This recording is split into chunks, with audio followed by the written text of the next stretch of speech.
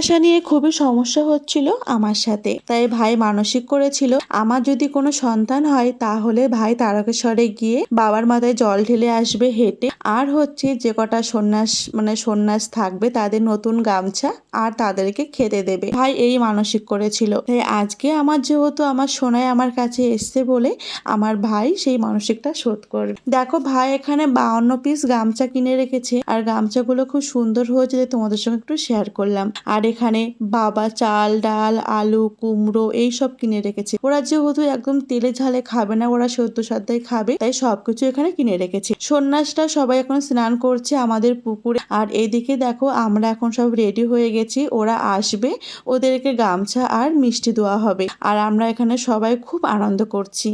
তোমরা পরের ব্লগটা অবশ্যই দেখো, মিনু ব্লগ।